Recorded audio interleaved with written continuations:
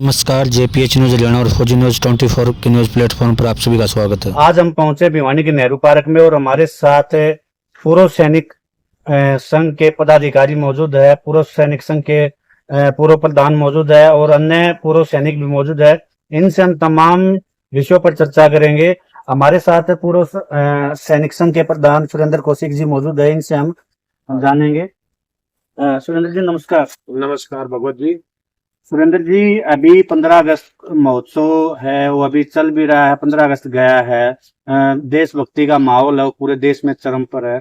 लेकिन अगर हम भिवानी की बात करें, पूर्व सैनिक संघ का जो भवन है उसके ऊपर 15 अगस्त को जहां एक तरफ पूरे देश में झंडा लहरा रहा था, वहां झंडा झुका हुआ था। इसके पीछे आप क्या कहना चाहेंगे? देखो भगवत जी, बड़े शर्म की बात है। भिवानी जिले के पूर्व सैनिकों के लिए, हमारे लिए एक डीएलओ महोदय ने इतना बड़ा संकट खड़ा कर दिया है कि लोग, मेरे पास भी फोन आ रहे हैं क्योंकि एक्स प्रधान होने के नाते लोग मुझसे पूछ रहे हैं झंडा झुका हुआ क्यों था। जी, जहां अगर बात करें झंडे के प्रोटोकॉल की, तो अगर कोई आम आदमी अगर ऐसा दुस्साहस करता है तो उसके ऊपर एफआईआर दर्ज करवा दी जाती है, सजा का भी प्रावधान है। क्या पूर्व सैनिक संघ या आपका जो संगठन है, आपकी जो टीम है, वो इसके ऊपर कोई एफआईआर दर्ज करवाएगी, कोई आपत्ति दर्ज करवाएगी?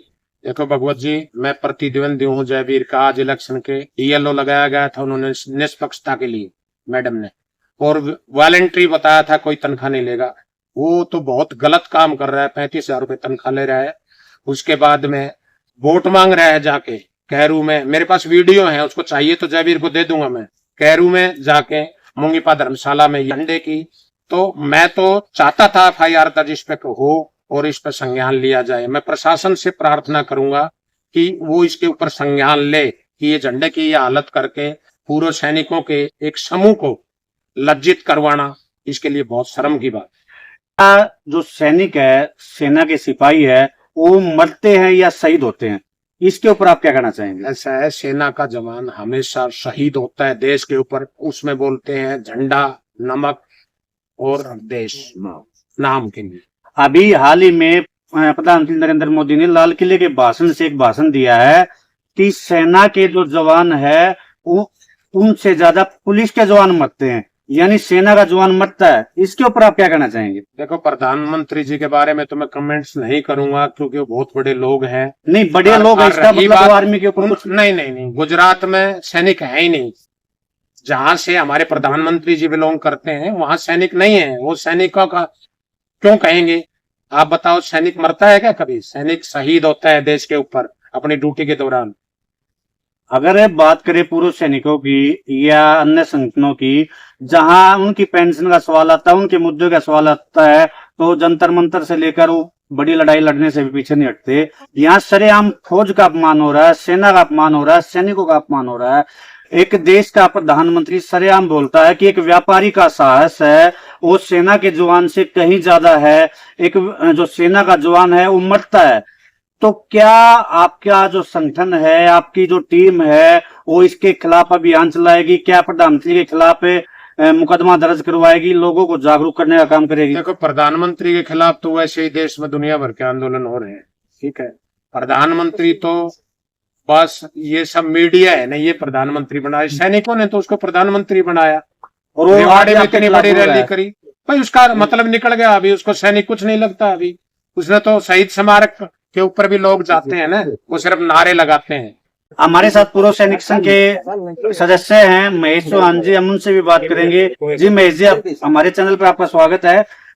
अभी हाल ही में प्रधानमंत्री ने जो सेना के जवानों के प्रति एक शब्द यूज किया था कि सेना के जवान मरते हैं, तो मैं आपसे जानना चाहूंगा कि आपके सेना के जवान मरते हैं या शहीद होते हैं? भाई, प्रधानमंत्री है, कुछ भी बोल सकता है। जिस देश का प्रधानमंत्री झंडा ही उल्टा लगा ले, और आजादी का झंडा फहराते समय आपने देखा होगा, नेशनल मीडिया ने दिखाया कि झंडे का कलर ही उल्टा लगा रखा है, आयरलैंड का झंडा लगा रखा है। वो देश की सेना के लिए कुछ भी बोल सकते हैं, उनके लिए कुछ। अगर यहाँ पर अब कोई सैनिक या कोई जवान उनके खिलाफ कुछ एफआईआर कराएगा, कुछ कराएगा, तो उसी को प्रोटोकॉल में फंसा के उसकी पेंशन बंद कर देगी मिनिस्ट्री ऑफ डिफेंस, उसकी पेंशन बंद कर देगी। उसने जो 20, 22, 24 साल नौकरी करी है ना, उसके बच्चे भीख मांगते घूमेंगे।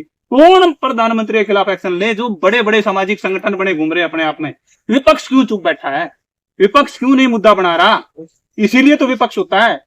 सेना के जवान ही क्या करें बताएं, वो तो नहीं, बंधे हुए हैं। सेना के जवान इसलिए करे क्योंकि मामला सेना से जुड़ा हुआ है। अगर पेंशन की बात आए, अन्य मुद्दों की बात आए, आप लोग जंतर मंतर पे प्रदर्शन करते हो, आप शहरों में प्रदर्शन करते हो, अपनी मांग मनवा के रहते हो, आपका संगठन है वो अनुशासन प्रिय रहा है, और जहां देश में कहीं भी कोई आपदा आई है आप लोगों ने बढ़ चढ़कर हिस्सा लिया है। तो जब एक देश के स्वाभिमान की, सेना के स्वाभिमान की बात आई तो आपका संगठन चुप क्यों है? बिल्कुल, आपने खुद बोला कि हमारा संगठन अनुशासन प्रिय है। हमने हमेशा से ही, हर एक देश का सैनिक हमेशा से ही झंडा सर्वोपरि रखता है, देश को अपने परिवार से आगे रखता है। देश का प्रधानमंत्री भी हमारे लिए सम्माननीय है। समय आएगा, वोट का जब समय आएगा, वोट की चोट से हम बताएंगे, हमारे देश के पूर्व सैनिक बताएंगे कि किस प्रकार से सेना का अपमान किया जाता है, किस प्रकार से शहीद जवान को मरा हुआ बताया जाता है, या किस प्रकार से जो भारतीय सेना के ऊपर जो टिप्पणियां की जाती है। आज का जवान जागरूक है, आज का जवान कंप्यूटराइज जवान है। अगर बात करें, भाजपा ने आजादी महोत्सव के दौरान इस 15 अगस्त का जो कार्यक्रम चलाया है, जगह जगह तिरंगा यात्रा निकाली है, उसमें देखने को आया कि कई जगह तो तिरंगा ही उल्टा लहराया गया है। बिल्कुल, देखो अब आपने बिल्कुल सही जवाब कहा। हम दूर की बात ही नहीं करते हैं, हम अपने भिवानी की बात कर लेते हैं। भिवानी में 3 दिन तक फटा हुआ तिरंगा लहराता रहा अरबपति खरबपति के पार्क में, जो कि चिनार फैक्ट्री के मालिक हैं। तीर तीर तिरंगा हो रहा था। फौजी न्यूज ने खुद मेल कर रखी है, आपको मेल चाहिए तो हमारी फौजी न्यूज 24 की मेल आईडी से डीसी साहब को हमने मेल भी कर रखी है। अगले दिन मेल जाने के बाद बदली भी हो जाता है। कलानौर के अंदर मंडल अध्यक्ष खुद उल्टा तिरंगा लहरा रहा भारतीय जनता पार्टी का। बिल्कुल, सिर्फ और सिर्फ झंडे का आज के समय में कोई झंडा संहिता लागू ही नहीं है। पुराने समय में झंडा फहराया जाता था तो सुबह चढ़ाया जाता था, शाम को हर जगह से उतारा जाता था।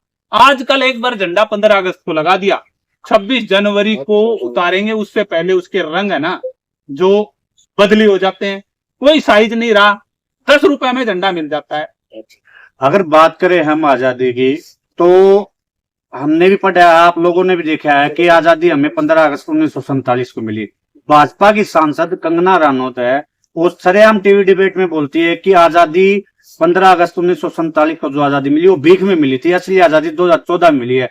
तो क्या इतने लाखों हमारे सैनिक शहीद हुए, हमारे जो स्वतंत्रता सेनानी थे उन्होंने अपनी जान की बलि दी, क्या उसको भीख कहना क्या ये उचित समझ? देखो, ये तो मैंने आपको पहले भी बताया, चुनाव का समय आएगा। अगर आप भी जानते हैं, हम भी जानते हैं, माननीय प्रधानमंत्री इंदिरा गांधी जी थी, हम भी बुजुर्गों से सुनते आए हैं। उस समय लोग ये बोलते थे, मेरे पिताजी भी ये बोलते थे कि इंदिरा का राज जाने वाला नहीं है, कांग्रेस के अलावा इस देश में कोई पार्टी है ही नहीं, ये बोलते थे ना। आज भारतीय जनता पार्टी की सरकार है, पिछले 12-13 सालों से।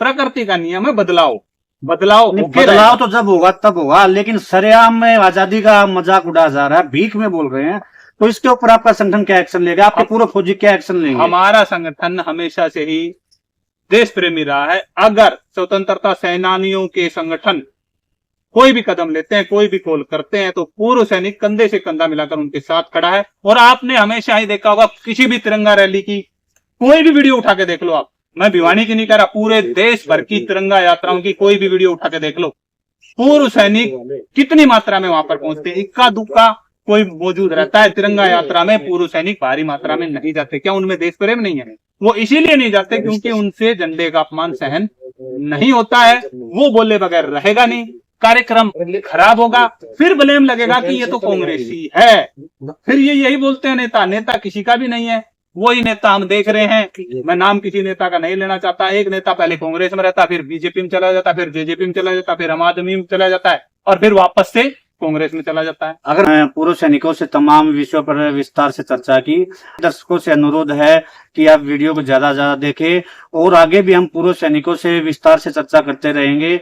आगामी जो भी इनकी समस्याएं होंगी, जो भी शहर की समस्याएं होंगी, और तमाम राजनीतिक और सामाजिक पहलू पर हम विस्तार से चर्चा करते रहेंगे। इसलिए बने रहिए फौजी न्यूज 24 और जेपी। एक सेकंड और लेंगे अंत में। मैं भिवानी के आम नागरिकों से मेरी हाथ जोड़ के अपील है, पूर्व सैनिक संघ के पूर्व प्रधान की तरफ से हाथ जोड़ के अपील है, और पूरे हमारे फौजियों की तरफ से अपील है, कृपया इस कचरे को कंट्रोल कीजिए। ये तो इंद्रदेव की मेहरबानी है, नहीं तो रात में दिल्ली में काफी बारिश हुई है। डेंगू का प्रकोप का सीएमओ साहब की तरफ से निकल चुका है कि डेंगू बुरी तरीके से फैल सकता है। तो हम अपना कचरे को किसी ऐसी जगह पर डालें डंपिंग पॉइंट शहर से कोई ज्यादा दूर नहीं है, 4 से 5 किलोमीटर ही है। जो RWA बनी हुई है वो कहाँ है? आप भाई रेजिडेंशियल वेलफेयर एसोसिएशन ने बना ली, क्या वो पैसा लेने के लिए थी या नगर परिषद में अपना वर्चस्व दिखाने के लिए थी? वो भी इकट्ठा कर सकते हैं, आम नागरिक भी इकट्ठा कर सकता है। और फिर मैं आपके चैनल के माध्यम से कहूंगा कि अगर उपायुक्त महोदय हमारी कोई भी ड्यूटी लगाते हैं तो भिवानी का पूर्व सैनिक उनके एक आह्वान पर उनके पास पहुंचने के लिए तैयार है। उनके कंधे से कंधा मिलाकर काम करने के लिए भिवानी का पूर्व सैनिक प्रतिबंध है, क्योंकि देश सेवा समाज सेवा हमारी रगों में सेना की ट्रेनिंग से भर दी गई है। एक बार फिर आपके चैनल का बहुत बहुत धन्यवाद। जो